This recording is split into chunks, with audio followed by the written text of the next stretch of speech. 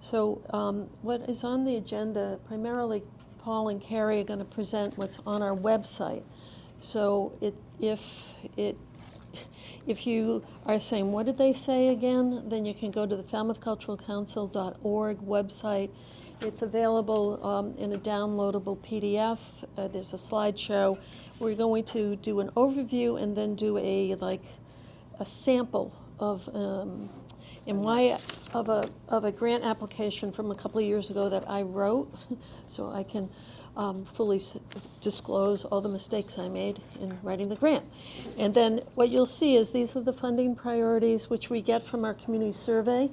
This year we had 464 people. Last year we had 350.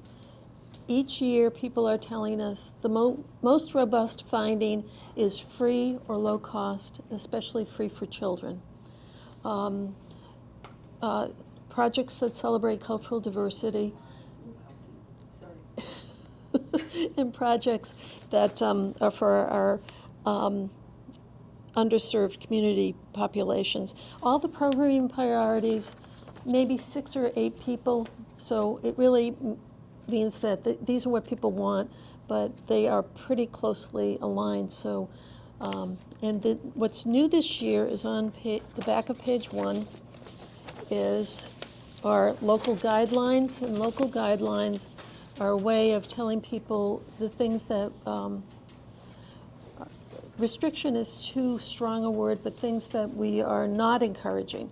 The priorities are things we're encouraging, and the guidelines are things we're not encouraging.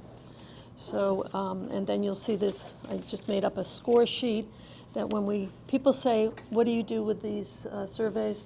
We actually use them to evaluate what's in the pool. We don't know what's in the pool until after the grant cycle. So grant cycle closes on the 16th of October. So that is all I have to say, and I'm going to turn it over to the technical wizards in our midst. Okay, so this is the first. We have two presentations. One is kind of giving an overview of the program, and the second one will be going through more of the application process. So I think at this point we're talking about there's a good timeline we're adhering to. That's we're all getting very geared up for this. So September 1st it opened. October 16th at 11:59 p.m. Eastern Time, the application closes, and there is a site, and I'll go over that later. The Mass Cultural has a website where these applications are submitted. So that is what will control.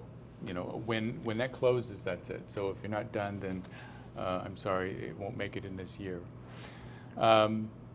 So, and then from November through December, the local cultural councils, we hold meetings to review applications. We'll send denial letters to applicants who are not funded, and applicants can request reconsideration if they feel that there's something that wasn't appreciated in their application. Then January, February, we'll send the approval letters to the applicants, and very important that we have the applicants return the grant agreement and a W-9 to receive the award.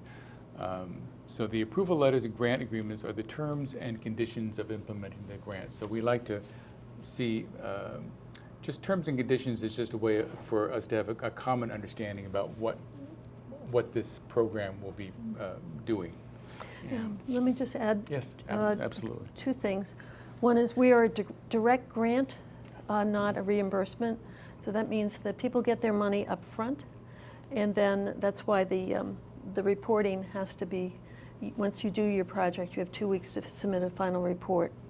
And the only other thing is if you submit an application and something changes, the venue falls through or the date falls through, then you have to submit a letter to us to modify it. And if it's reasonable, we certainly understand that. And the programs have to be done between July 1st of this past fiscal year when it started to December 31st of the next calendar year.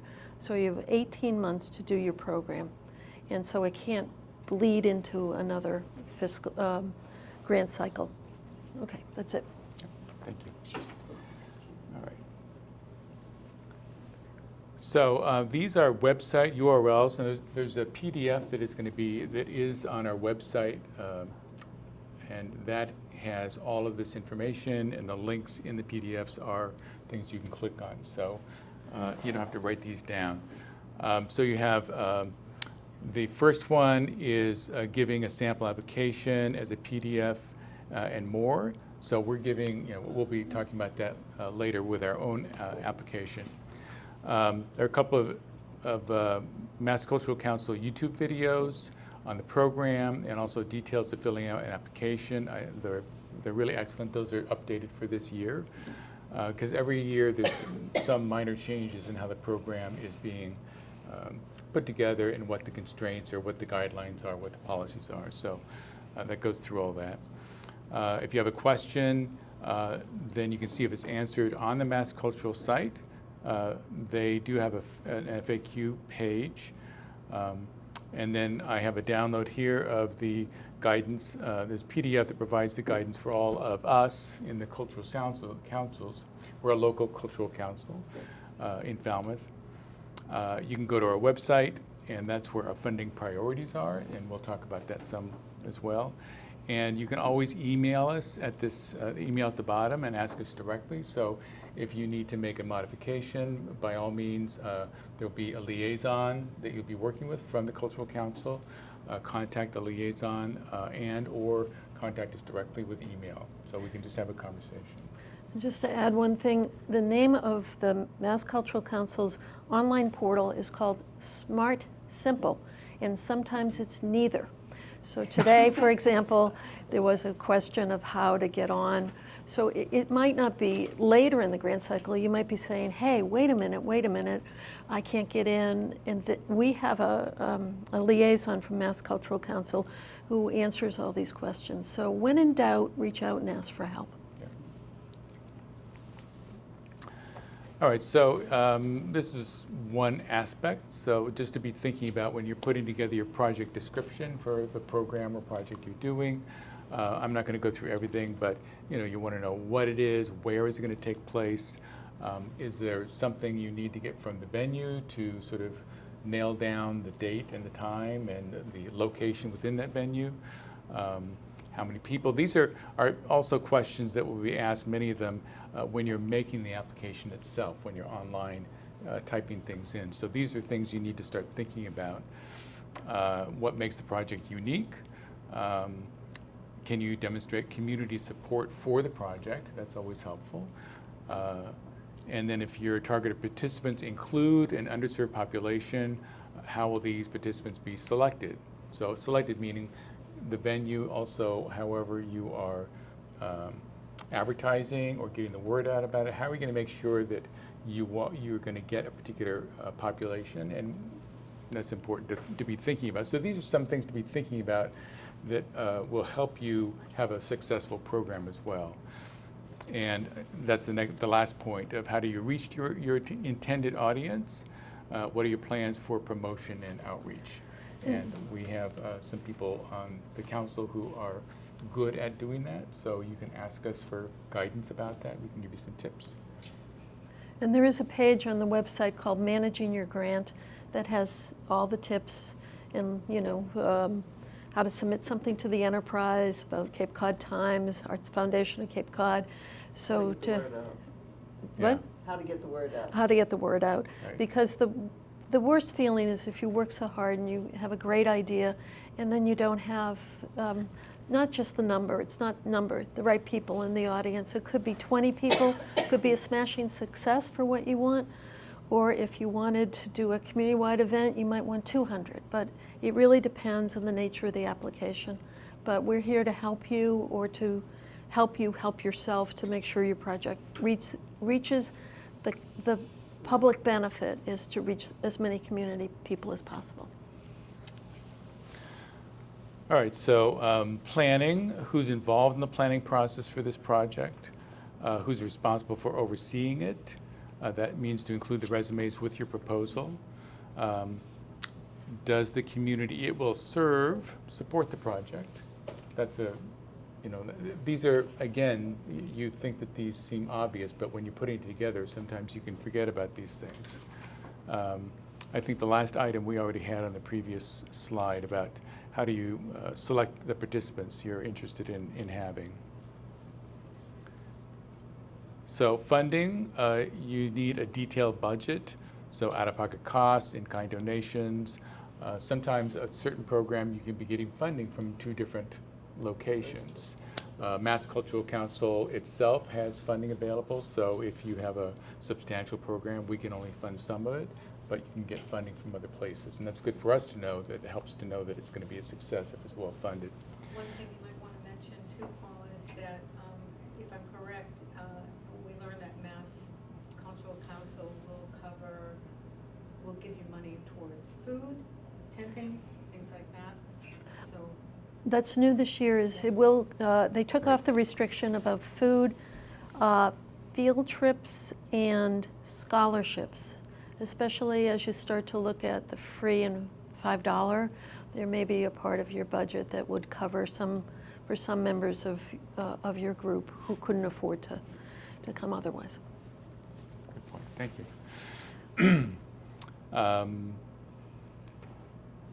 So, you know, these are just questions about funding, and these are questions to be asking yourself as you're putting together your project and your program and your application. Finally, an evaluation. How do you know that the project has been successfully completed, that it's accomplished its goal, and how do you plan to do that? How do you plan to evaluate it? So does that mean you'll want to make sure, are you going to be having people fill out a survey afterwards? Are you going to be just measuring the number of people that actually showed up? Whatever it is that you want to use to evaluate, because if it's a good program, maybe that's something you want to continue presenting, you know, on an annual basis. And that way, if you evaluate it, you can make it better the next year.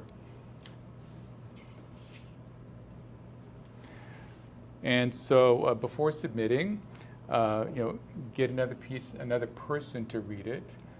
We on the council cannot be part of that because we are going to be evaluating the proposals themselves. So we can't be giving advice on how you put something together, which we then take a look at later and say, oh yeah, that looks fine. Yes. And again, don't miss the deadline. It is 11:59 p.m. On October 16th. And we have no control over that, so. And just so you know, only if Smart Simple crashes. Well, they have extended the deadlines before, but it has crashed. And always hit the Save Draft button on every page, because if it does crash, you don't want to lose all your work. That's the last thing I'm going to say about Smart Simple. Okay, so that's that. Then let me bring this other one up. Before you, Yep. Anybody have any questions? No? Okay. Okay.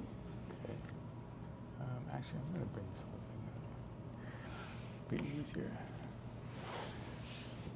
All right, so this is the grant application walkthrough. Let me just get this started.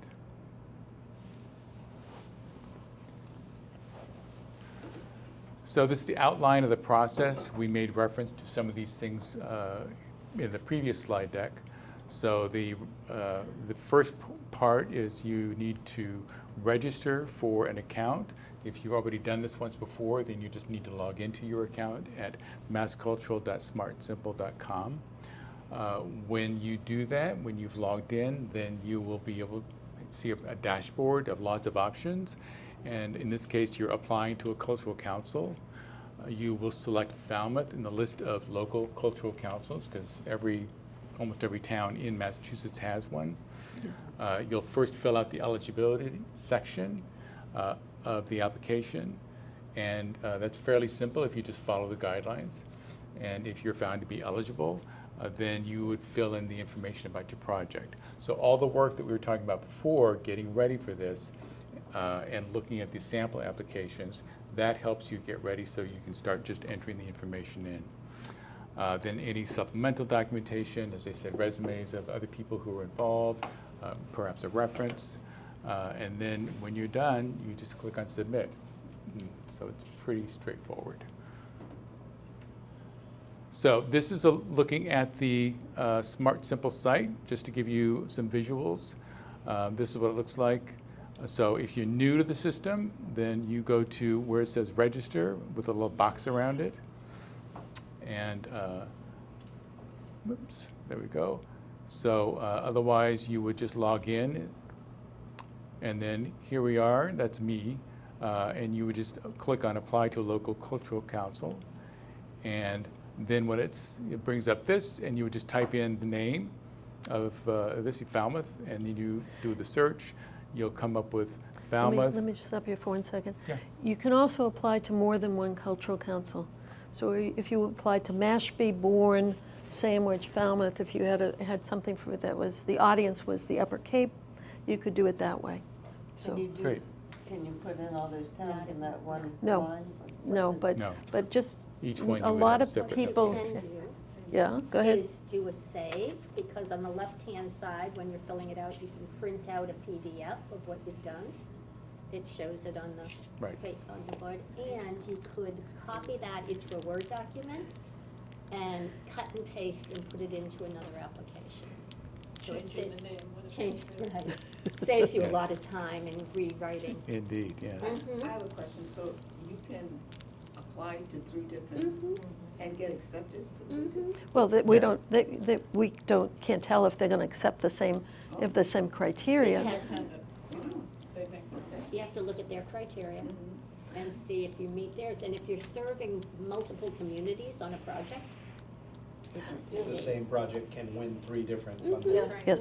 For example, the Arts and Justice Collective in Hyannis gets money from us, gets money from the Mid-Cape, gets money from other places because they draw from the Cape.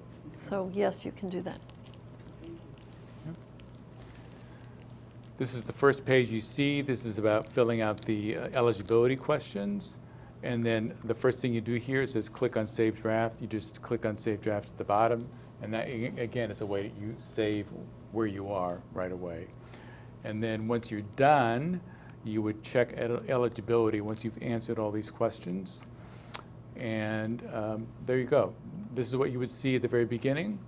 You have a bunch of tabs at the bottom. These are the different kinds of information: applicant information, project information, overview, budget, additional materials, and then the final step in the very end. And if at some point you decide, you know what, I don't think I'm going to do this after all, then you can always withdraw your application. So, any questions so far? And as others were saying, you can go ahead, you can either do screenshots or you can do other things in order to. Application summary up there. Yep, application summary, and you can get that out so you're not relying on computers to not crash, things like that. All right, so this is an application that Alice had put in a couple years ago, I think, right? And so I've blocked out different kinds of information, but you can see this is what you would be entering into the screens that you're looking at.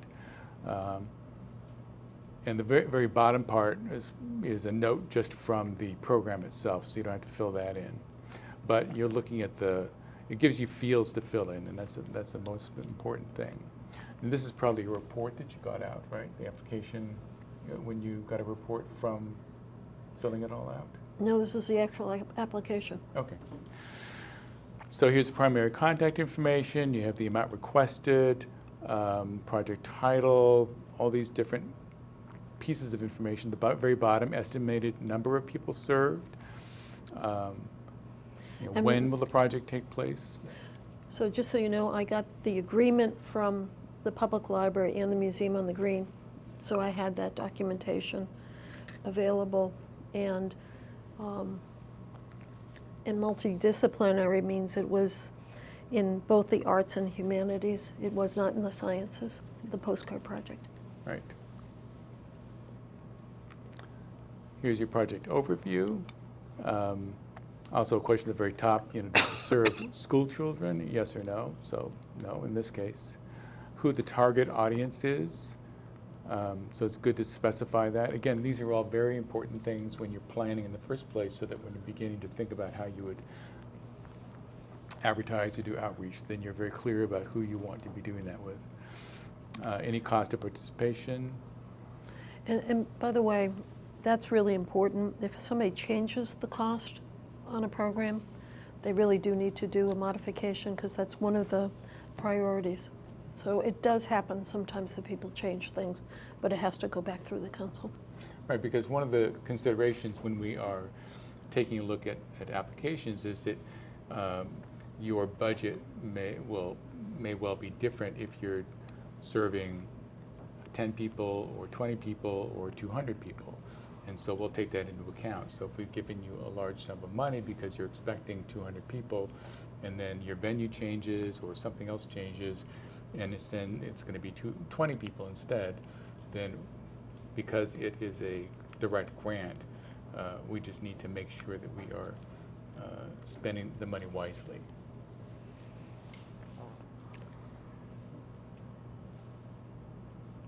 Okay. This is where you would list anybody who are also involved in the project as partners or collaborators.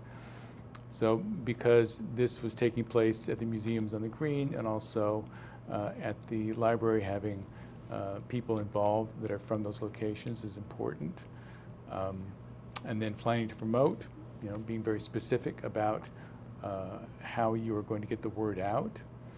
So this is all, it's a very nice application. I'll tell you when we get to something what didn't work All out. right. So, but yeah, Very good. here it is. Here's the budget.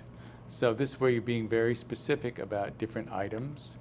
And if you've never done a budget, it can be a little bit daunting, but just really have to think it through what it is you're looking for.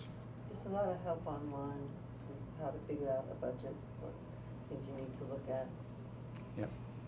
So in this case, I did not realize that I could not use any of the postcards in any publication because the library would prohibit that. So then I asked for modification to say, this is not happening as part of this. So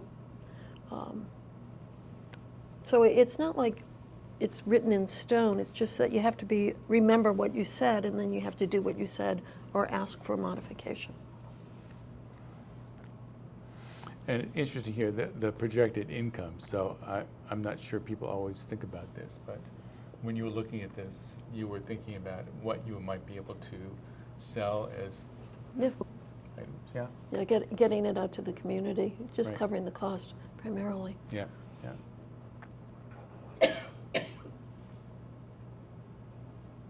Okay.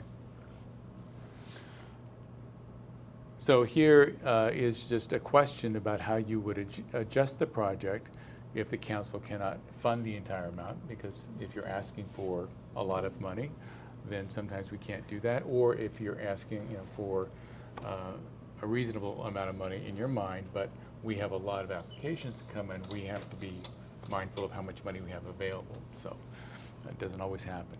So just being able to think through how you would scale things back, that doesn't mean the whole thing doesn't happen, just means maybe some parts of it can't happen. And so again, if you're thinking about this ahead of time, if you get the word that you're not getting all the money, then it's easier for you to still move forward and be okay with that. Any additional materials? This is, so you have some items here that you were putting in. Oh, those are locations. You just have a letter of support there. Mm-hmm. Okay. And those are 3 different places, I guess, where you can upload things. PDF Zorro, all those things. Okay, great. And then finally, ready to submit. And so it's just a matter of, yes, I agree. It's very simple. And that's it. And don't crash. Yes, please. So this is what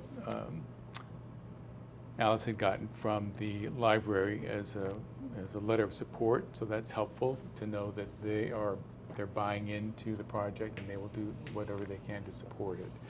And that helps with us knowing that it's going to be a successful project. I'm just going to make one other comment, is we've been trying as much as we can to fully fund projects over the past few years. So because of the addition of town money, that we got $10,000 from the town of Falmouth to augment. Right now it's $8,700 from Mass Cultural Council and $1,300 from the art market. We have been able to fully fund over 90% of the projects. So we're trying very hard to do that because the amount of money isn't a lot of money. So the more we can fully fund things, the more likely things are to succeed. Alice, when we fully fund things, does that, I mean, it seems to me that would limit the amount of grants that we can Yep. allot. Yep. So, Last year we funded 26 out of 42. But it doesn't mean that it wasn't just about the money, it's about the quality of the project and who was it aimed. And I think fully funded doesn't mean the whole project, it means the application. So that you might want to have some other people funding it for support. Right. Yep. Right. But it's hard if somebody's asking for $500 to give them $300, because that's where it comes down to. It doesn't really work with this kind of scale. All right, so this, along with the first slide deck, this slide deck will also be up on the website, so it can be downloaded. So I did add a couple of appendices here. So this is an appendix here just for the Mass Cultural Council site of different places, because it's a massive website, so you can go all over the place. So there's some things that I think are more important for, at least for what we're doing here at Falmouth, but they're also, I think, anywhere in your navigation you can sort of get an idea of what the overall goal of it is from the state level, for sure. And ours is certainly in line with that. Just to follow up on that, if you go to the Mass Cultural Council website and it just says grants rather than our specific grant, there is a new one for schools in particular. So you can apply to ours and another one. You could apply, if it was a fair and a festival, you could apply to the fairs and festival and to ours. So why we say, you know, go to the Mass Cultural Council is they have a whole range of grants. One of them is specifically for creative programming in schools. Right.